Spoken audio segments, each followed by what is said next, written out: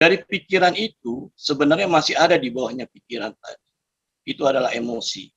Itu yang saya bilang, emosi yang tidak stabil.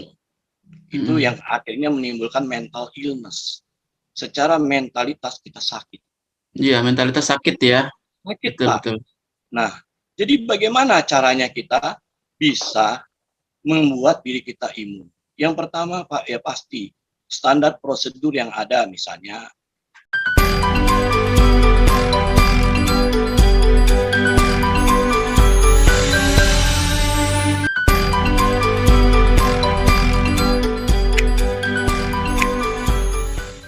Halo guys, kita kedatangan tamu ini dengan Pak Andre Mewar ya. Pak Andre Mewar ini seorang profesional coach. Ini biasa mengatasi apa namanya problem-problem yang ada di perusahaan, baik perusahaan maupun individu di sini ya. Nah, kita akan ngobrol bagaimana supaya menyemangati orang nih di masa pandemi yang sebenarnya kualitasnya itu semakin menurun ya. Oke, kita langsung aja ya berbicara dengan Pak Andre. Ya. Oke, baik Pak Andre, selamat siang Pak Andre. selamat siang Pak Agung. Ya Pak Andre, nah ini kita mau ngobrol-ngobrol nih, bagaimana sudut pandang dari profesional coach ini ya, mengatasi dilema menurunnya kualitas dari aktivitas manusia pada umumnya di masa pandemi ini ya.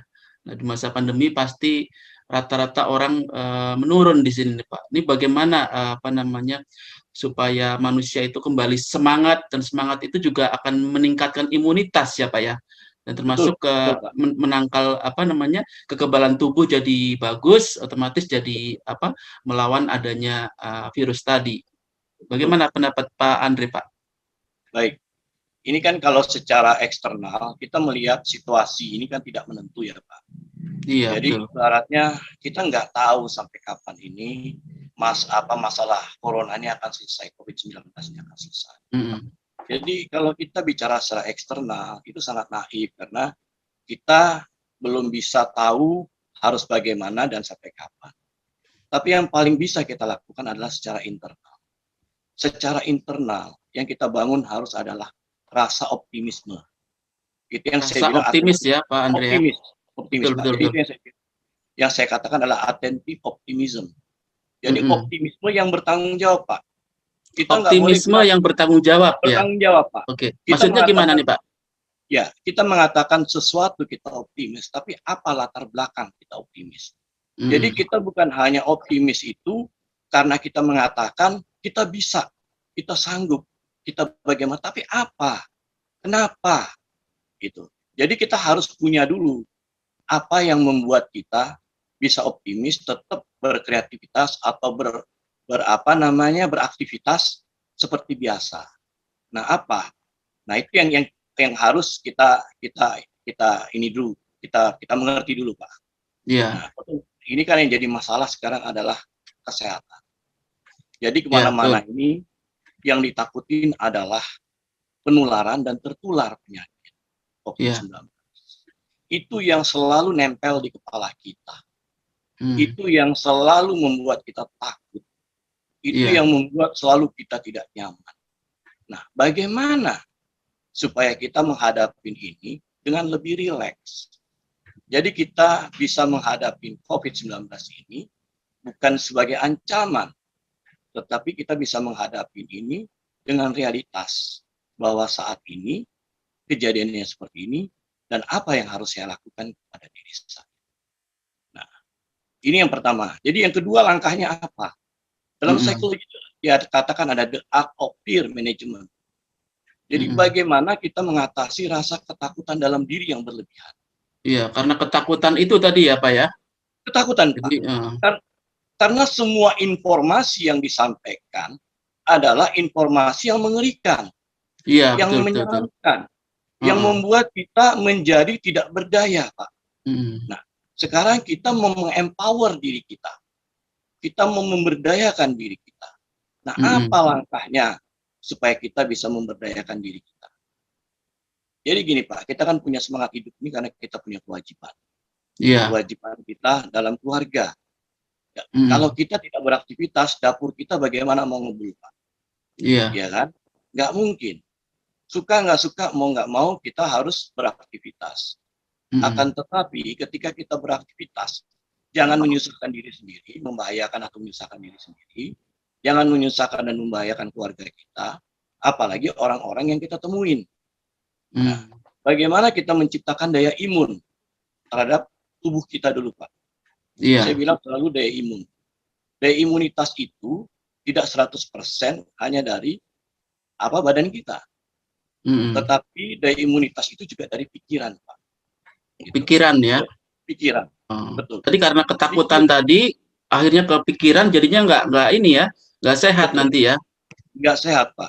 Dari pikiran itu sebenarnya masih ada di bawahnya pikiran tadi.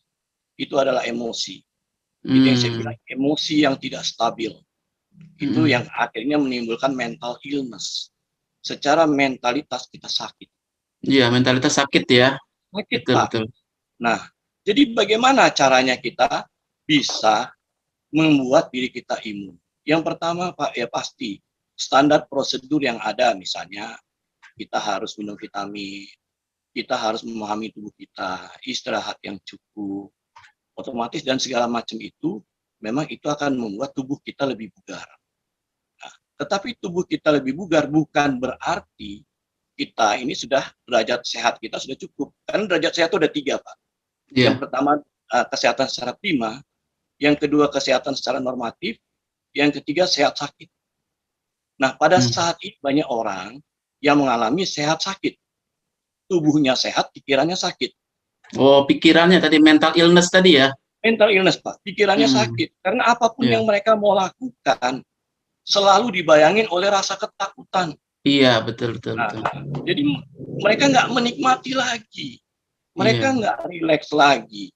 Nah, misalnya kayak kemarin kita ketemu di YBK ya, Pak ya. Kita ngobrol, kita cerita. Itu adalah salah satu cara untuk kita menyehatkan emosi. Karena kenapa, Pak? Dalam pola komunikasi kita kemarin enak sekali. Karena pola komunikasi yang baik itu adalah sharing, kita share. Sharing itu harus caring, Pak. Sharing caring ya? Harus caring, Pak. Karena kenapa? Kalau kita nggak caring, bagaimana mau merespon dengan baik? Iya, betul. Kadang-kadang ketika kita berbicara dengan orang, pikiran kita tidak berada di situ. Iya. Nah, akhirnya yang timbul, orang itu berkomunikasi, merasa tidak dihargai. Yang timbul orang itu nggak akan care terhadap kita. Iya, nggak nyambung ya, Pak ya? Nggak nyambung, Pak. Iya. Yang akhirnya apa? Trust-nya nggak terbangun. Betul. Terbangun. Akhirnya apa? Itu yang menyebabkan konflik, Pak. Iya. Konflik itu karena pola komunikasi yang nggak nyambung. Akhirnya timbul berdebat. Iya. Ini kalau di sini mungkin channelnya beda kali ya, Pak ya.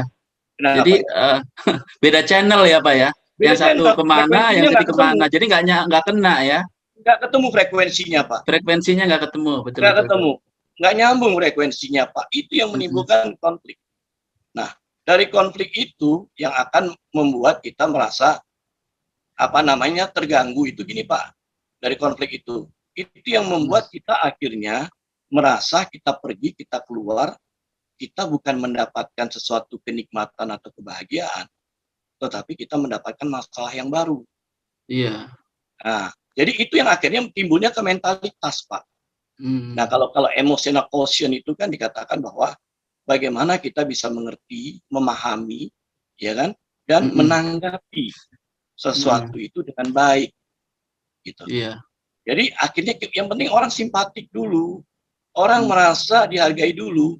Setelah orang merasa dihargai, itu diskusi berjalan, Pak. Iya. Di situ rasa keakraban dan soliditas kebangun. Itu yang menimbulkan kita ada antusiasme. Iya. Kita merasa antusias, kita merasa punya teman. Iya, dan betul. Kita merasa kita menjadi satu tim. Dan di masa pandemi ini nih, Pak, ternyata hal-hal yang seperti itu menjadi terpisah ya, Pak ya? Terpisah, Pak. Jadi terpisah ya. Gimana nih, Pak, supaya orang itu bisa bergairah lagi gitu meskipun di masa pandemi, itu gimana solusinya nih, Pak? Betul. Jadi gini, Pak. Masing-masing orang punya tujuan, punya visi, Pak. Itu yang saya bilang sama Bapak itu kemarin vision. Apa yang kita visi dalam hidup kita. Kita kan punya visi, Pak. Tujuan hidup. Jadi, ya. Ya, tujuan hidup, Pak. Iya. Jadi ketika kita punya tujuan hidup yang jelas, otomatis kita punya cara. Bagaimana caranya, yang saya bilang kreativitas kemarin kepada Bapak. Cara itu mission ya, Pak ya? Mission. Mission, saya ya. bilang mission itu kita harus bingkai dulu, Pak, dengan kreativitas. Iya, Jadi, betul. karena gini, Mbak, kita hidup ini pasti punya masalah. Masalah kecil atau besar, day by day, kita akan hadapin semua masalah. Day by day, Pak. Suka nggak suka, kadang masalah kita nggak cari pun datang. Iya. Bagaimana cara kita bisa menyelesaikan masalah secara kreatif? Bagaimana kita bisa melihat masalah itu bukan menjadi suatu musuh? Jadi saya bilang gini, Pak, hadapilah semua masalah itu sebagai suatu kehormatan, tantangan dan kehormatan. Kalau kita menganggap itu tantangan dan kehormatan, artinya kita berusaha mencari jalan keluarnya. Bukan kita takut untuk menyelesaikan, kita mencari jalan keluar, Pak. Iya, jadi di masa pandemi ini kita mencari jalan keluar ya, bukan berarti takut ya, Pak ya. Jangan takut, tapi kita cari jalan keluar ya. Jalan keluar, Pak. Iya. Nah, di jalan keluar ini, yang saya bilang tadi setelah yang kita bicara tadi mengenai emotional quotient, yang saya akhirnya bicara ke mentalitas, Pak. Iya. Nah, mentalitas ini dulu pernah di research, namanya adversity quotient. Adversity quotient ini, atau AQI ini dulu di riset kepada orang-orang yang pintar. Ternyata orang-orang yang pintar ini juga nggak sukses, Pak. Karena mereka gampang stres. Akhirnya mereka gampang sakit. Tetapi orang yang biasa-biasa saja kok bisa sukses? Karena mereka siap dan sanggup menghadapi proses. Proses jalan yang mungkin berliku. Yang mungkin jalan itu sangat-sangat membutuhkan energi, menguras energi sangat besar untuk sampai mereka bisa. Dan dia menikmati proses itu ya, Pak ya? Menikmati proses, Pak. Iya, betul. Ini kan proses, Pak. Iya. Ini proses, Pak. Jadi kita dalam menjalani proses ini, justru kita harus bisa melihat sisi-sisi yang positif. Gitu loh. Kan di agama juga kita diajarin begitu ya, Pak. Iya, jadi, betul. Kan kita diajarin kan. Jadi kan kita diajarin, aku adalah prasangkamu. Iya. Ya. Di balik ini semua kan pasti ada sesuatu, Pak. Nggak mungkin ini semua ini jadi azab. Iya. Nah, kenapa kita berpikiran seolah-olah Tuhan itu nggak memberikan kebaikan? Iya. Jangan negatif-negatif terus ya pikirannya, Pak ya? Itu, Pak. Karena yang dihembuskan dari eksternal juga negatif. Iya, betul. Berita-beritanya juga negatif terus di situ ya, Pak ya? Pak. Negatif, Pak. Di grup WA saya itu seminggu bisa 3 orang, innalillahi wa inna ilaihi raji'un. Iya, ada pengaruh ke mentalitas orang juga ya. Mentalitas, Pak. Betul. Nah, itu yang saya bilang, ketika mentalitas kuat, ya kan, kita tuh harus belajar mentalitas, Pak. Kalau dalam adversity quotient itu dikatakan CO2RE. C itu kontrol. Sebagaimana kita bisa mengkontrol diri kita. Nah, kita mengkontrol diri kita dulu, Pak. Kenapa mesti kita kontrol orang lain? Iya, betul. Kita dulu yang kita manage, yang kita kontrol. Nah, ketika ada ketakutan itu, ada namanya ownership dan origin. Ownership itu seberapa besar kita punya andil terhadap rasa ketakutan tadi. Origin itu dari mana asalnya? Kan, origin ini kan asalnya dari eksternal, yang ngomong nakut-nakutin, yang ngomong segala macam. Nah, kita secara ownership itu seberapa besar kita punya andil terhadap rasa ketakutan tadi. Artinya kalau kita nggak bisa kontrol, arti secara ownership rasa ketakutan kita akan jauh lebih besar. Ya kan? Nah, terus R-nya itu reach, jangkauan, Pak. Jangkauan itu, ketakutan ini merusak hidup kita seberapa besar? Seberapa besar ini akan merusak hidup kita? Ya kan? Itu endurance. Karena ini lama, kemudian energi kita habis, itu yang menimbulkan kita hancur. Itu yang menimbulkan kita nggak berdaya. Nah, cara meningkatkan namanya adversity quotient itu ada namanya lead. Gitu. Lead itu listen. Kita mendengarkan diri kita, Pak. Kata hati kita. Kita ini selama ini selalu mendengarkan orang lain. Jadi kita selama ini meremehkan diri kita. Sehingga kita tidak tahu di mana keunggulan kita. kita tidak tahu di mana kekuatan kita. Karena kita selalu berdasarkan apa yang orang nilai terhadap diri kita. Feedback itu nggak selalu bagus, Pak. Feedback itu nggak selalu bagus. Ada feedback yang akan membuat kita terbang melayang. Tapi ada feedback yang akan menghancurkan hidup kita. Jadi kita nggak bisa, kita harus belajar tentang diri kita. Satu keunggulan diri akan bisa menutup 100 kelemahan yang ada. Kan gitu, Pak. Kalau orang riset bisnis kan gitu, Pak. Mereka bisnis R&D itu gagal 50 kali gagal, tapi sekali satu sukses itu akan menutupin 100 atau 1000 kegagalan. Iya, betul. Orang kan, tidak akan pernah tahu kalau Thomas Alva Edison itu sebenarnya menemukan bola lampu setelah sekian puluh kegagalan ya, Pak ya. Nah, itu contoh-contoh bahwa orang-orang yang sukses itu mereka melalui proses yang berat dan menyakitkan, Pak. Iya kan? Nah, Einstein, jangan Thomas Edison. Einstein sendiri ketika dia sekolah nggak naik kelas, Pak. Iya. Dia berkali-kali dibilang orang bodoh. Tapi dia punya ketekunan dan keteguhan karena dia tahu di mana kelebihan dia. Dan ketika orang sudah berpindah belajar ke topik yang lain, dia belum, Pak. Dia mengatakan, kok terlalu cepat Anda berpindah. Gitu. Padahal ini belum selesai. Jadi ketika menyelesaikan satu masalah itu harus tuntas. Kita suka menyisakan masalah tadi. Itu yang membuatkan untrigger finish emotion. Emosi yang tidak terselesaikan itu menimbulkan sakit. Gitu. Jadi Pak Andre, kalau di masa pandemi seperti ini sebaiknya kan kalau berita-berita ini kebanyakan berita corona terus ya Pak ya, berita COVID terus. Itu sebaiknya manusia itu menghindarin berita-berita seperti itu atau mungkin mendengar berita itu tapi porsinya dikecilin aja, jangan kebanyakan. Gimana nih Pak Andre? Gini Pak, dalam hidup itu kan selalu kebaikan itu tersiarkan lebih kecil daripada kita melakukan satu keburukan. Iya. Itu kan sama Pak sepertinya. Gitu loh. Artinya yang sekarang kita dengar adalah satu kebaikan itu disiarkan lebih kecil. Kesembuhan orang banyak itu tidak diekspos. Tapi kematian ini yang diekspos. Iya, ini kematian yang diekspos ya. Ketakutan. Nah, makanya saya bilang tadi di lead tadi setelah listen, explore Pak. Explore itu adalah kita mengeksplorasi semua kejadian yang ada. Sehingga kita tidak mudah terprovokasi atau terancam atau terintimidasi. Sehingga kita tahu, oh ini karena begini, berarti untuk menghindari ini saya harus begini. Oh ini karena begini, untuk menghindari ini kita harus begini. Setelah kita explore, kita analyze. Kita menganalisa. Kita menganalisa cukup dengan riset diri kita, keluarga kita, orang terdekat kita.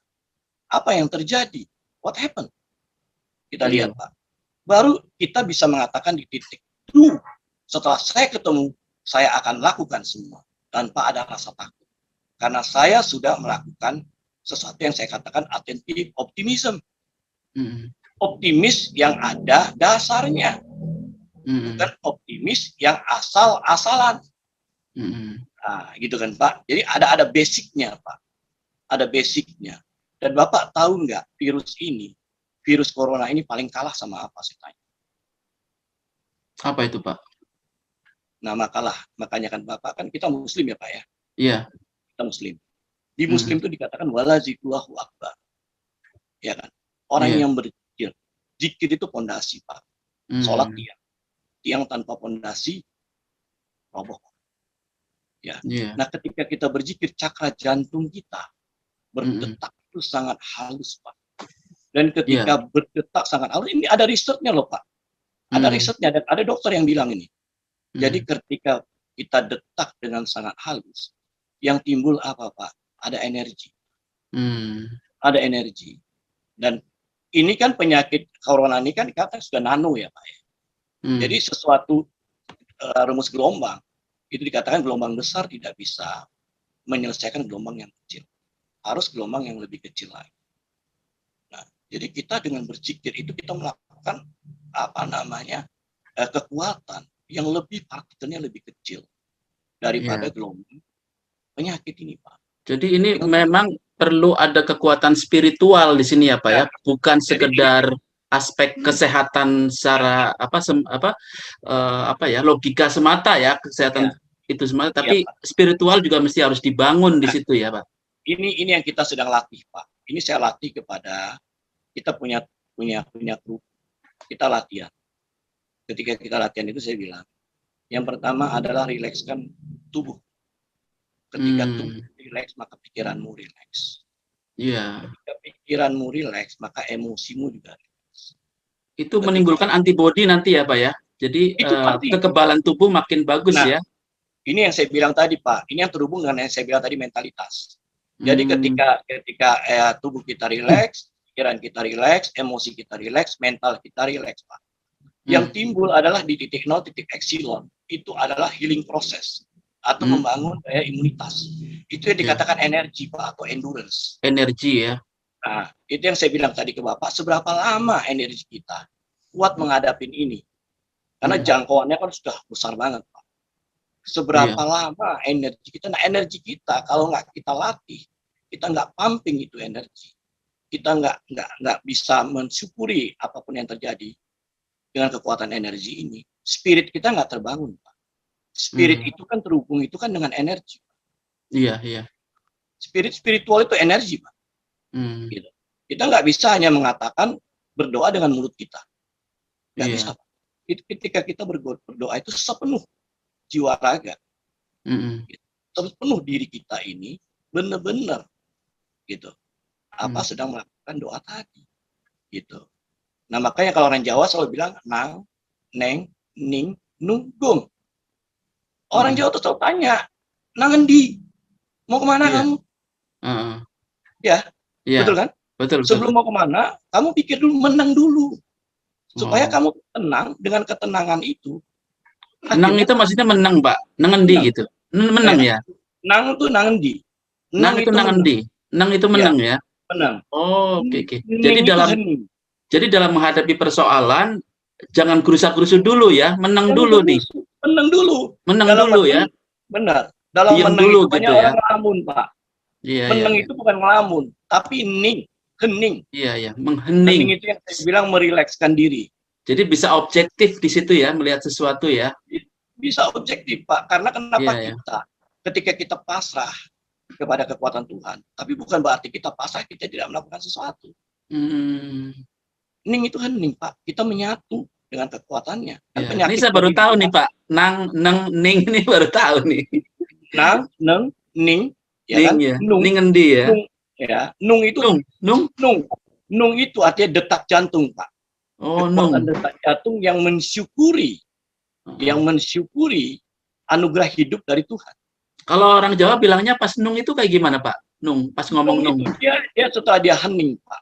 Ketika dalam suatu keheningan itu, biasanya tubuh kita ini bergetar semuanya, Pak. Itu ada nungnya. Itu kalau orang meditasi, dikatakan frekuensinya itu mendekati titik spiritual. Jadi itu nunggung itu artinya kekuatan Allah nyawiji dengan nyawiji. Ya, nyawiji nyatu, Pak. Iya.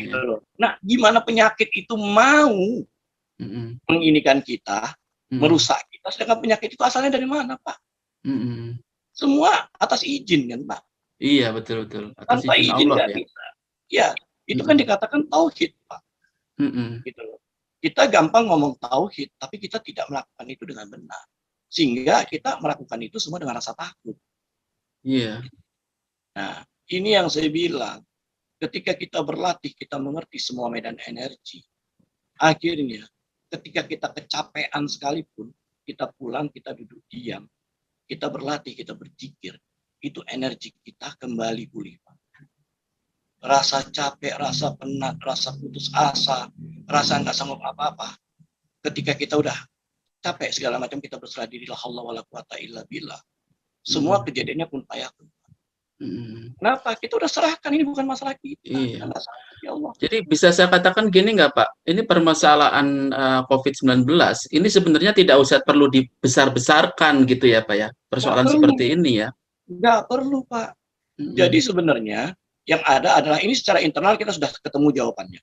Iya. Nah, secara eksternal kita harus tularkan, Pak. Kita nggak mungkin melawan satu kebijakan. yang ada adalah kita tularkan.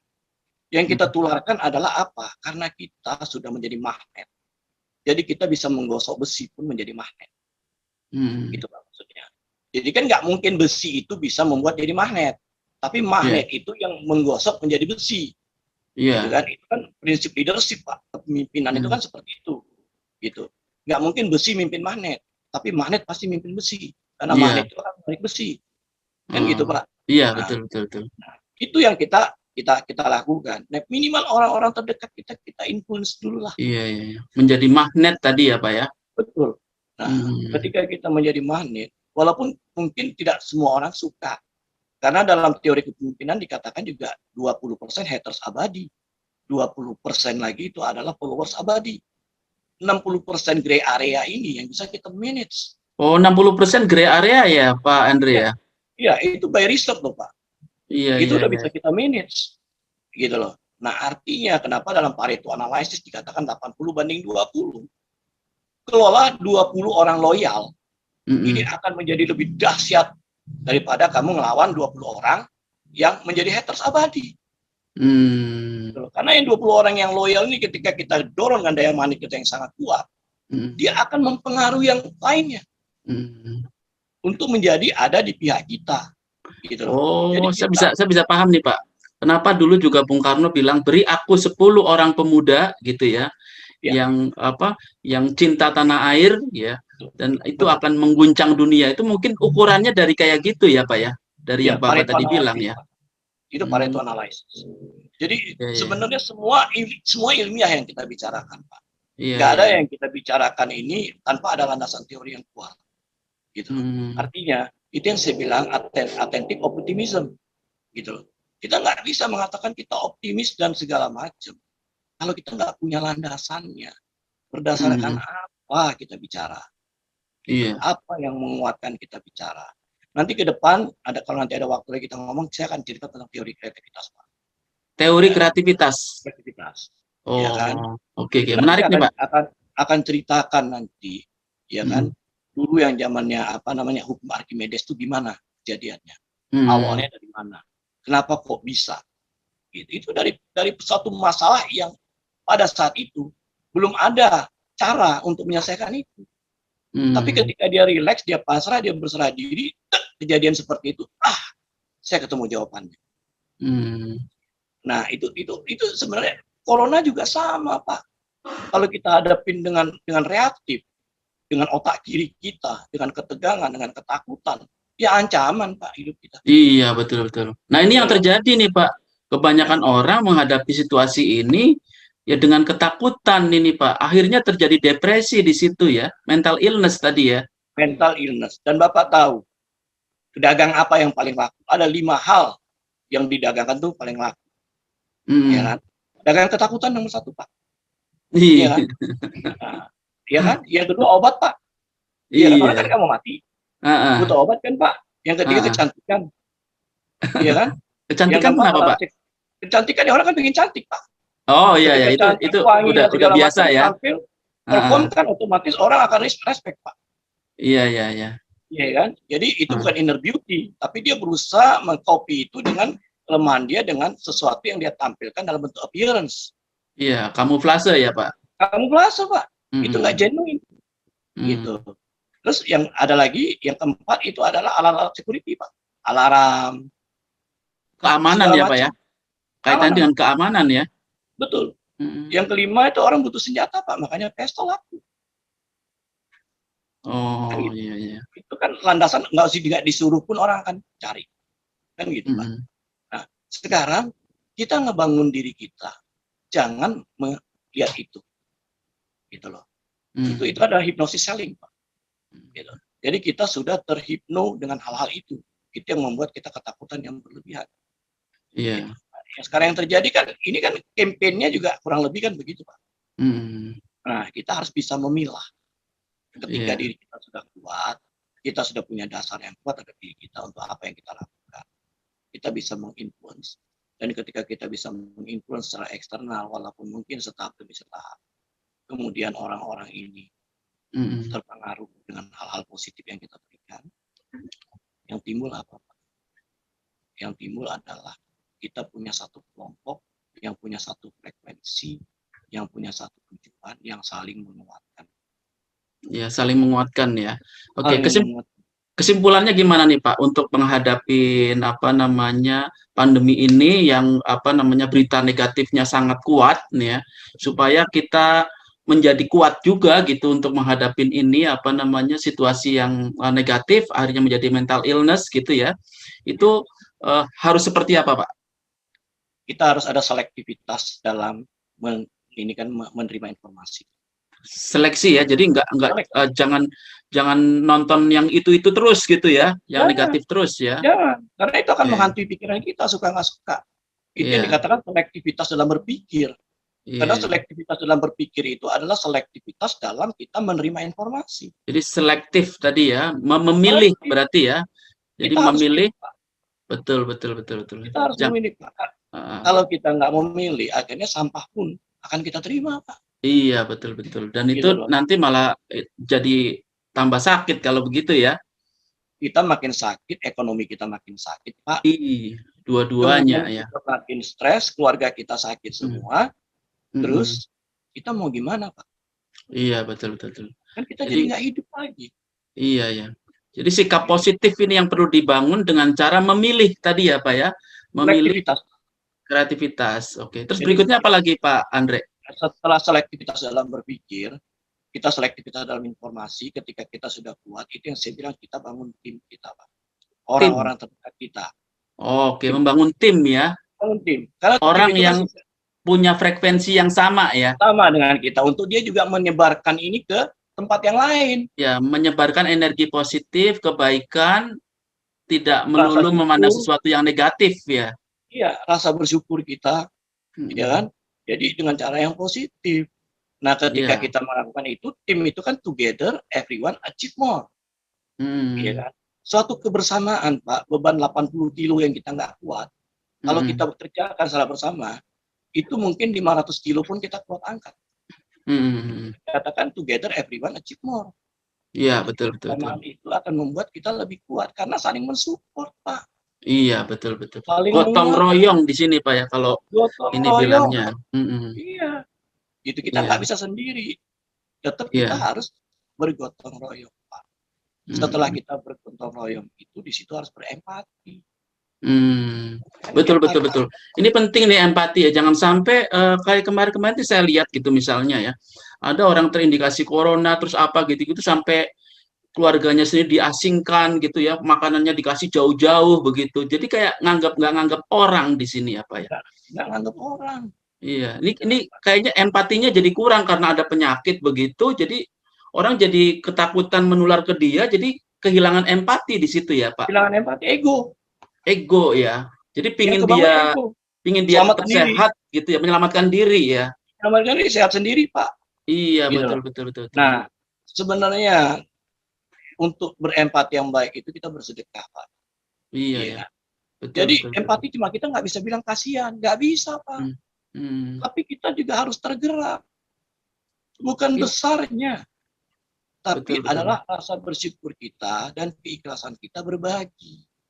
Jadi sebenarnya ini apa ya, dampak dari COVID-19 ini yang pemberitaannya negatif tadi itu jadi makin meluas ya Pak ya, makin penurunan secara kualitas itu makin jauh ya Pak ya. Ini Pak, kenapa itu bisa terjadi? Dalam teori psikologi ada namanya pesan berantai. Pesan berantai itu dari sumbernya ngomong A, akhirnya di ujung ini bisa ngomong Z. Iya. Karena kenapa pemaknaan dari informasi awal itu nggak sampai yang kedua. Yang kedua udah beda lagi dengan yang ketiga. Yang ketiga beda keempat, sampai di ujung akhirnya memaknai informasi tadi salah, penyampaiannya salah, sosialisasinya nggak tepat. Ada bias informasi ya? Iya, misinformasi. Betul. Komunikasi juga miss, Pak. Bapak bisa uji lah ini apa yang saya katakan. Bapak kumpulin 6 orang, 7 orang, suruh baris. Bapak ngomong dengan yang satu A, sesuatu apa. Nanti yang nomor 1 ini ngomong yang kedua pasti udah berbeda. Yang kedua ngomong yang ketiga pasti berbeda. Nah bayangin ketika ini ada 10 baris. Iya. Pasti di Dan ujung yang baris yang ke-10 akan ngomong juga berbeda, Pak. dan sifat manusia kelihatannya itu selalu melebih-lebihkan ya, Pak ya? Melebihkan informasi ya, Pak? Melebih-lebihkan, dan kadang-kadang nggak tahu pun nggak nanya. Oh, iya, iya, iya. Kan betul, Pak. Iya Iya, kan? iya. Karena kalau nanya itu di budaya kita dipikir bodoh. Iya, iya. Iya kan? Kita nanya Oke, tuh takut oke. dibilang bodoh. Gitu Heeh. loh. Masa Hmm. gitu aja nggak ngerti, udah dibilangin tadi, masa kamu nggak ngerti? Jadi kita takut untuk nanya. Iya. Iya Oke, kan? baik Pak Andre. Ini terima kasih Baik, banyak nih. Nanti kita baik, akan membahas apa namanya situasi yang seperti ini dari diri kita, bagaimana dampaknya kepada keluarga, mungkin ke pendidikan gitu ya, di baik, episode baik, berikutnya. Oke, baik, baik teman-teman, baik, kita akan masuk di episode berikutnya dan kita akan membahas nanti kelanjutannya mengenai ke dampak terhadap pendidikan juga.